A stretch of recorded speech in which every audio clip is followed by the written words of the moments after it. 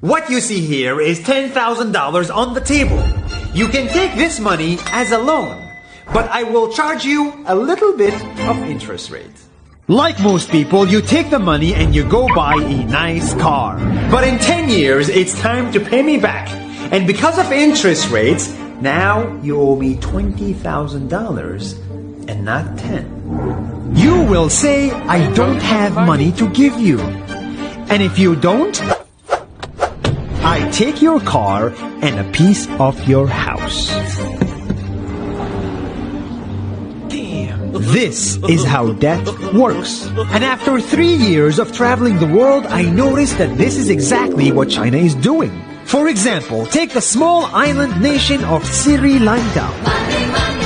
This developing country needs money and China has a lot of it. So Sri Lanka took billions of dollars in Chinese loans. It was easy money just there to be taken.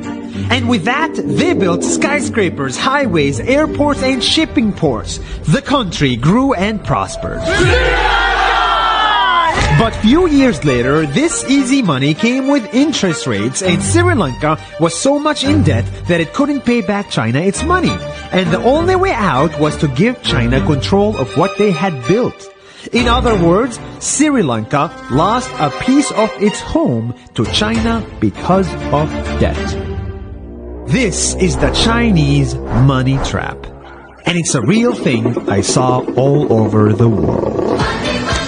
In Papua New Guinea, I saw $2 billion in loans given by the Chinese to build skyscrapers, infrastructures, and ports.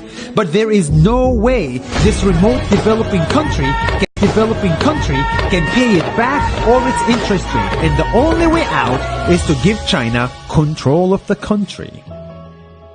In the Maldives, Pakistan, Malaysia, Laos, Kazakhstan, Mongolia, Egypt, Kenya, and South Africa,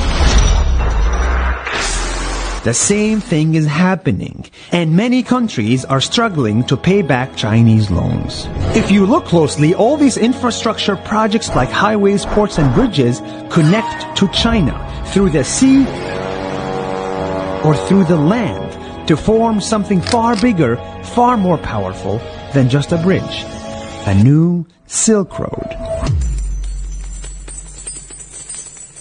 The world is already made by China, and I think slowly it will be owned by China.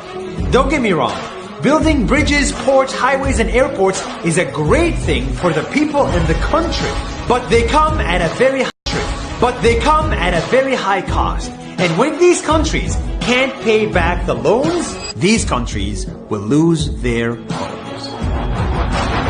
One thing my parents had taught me is that there's no such thing as a free lunch or a free ride. So if we're not careful with our money or other people's money, then we better start learning Chinese. 下周见。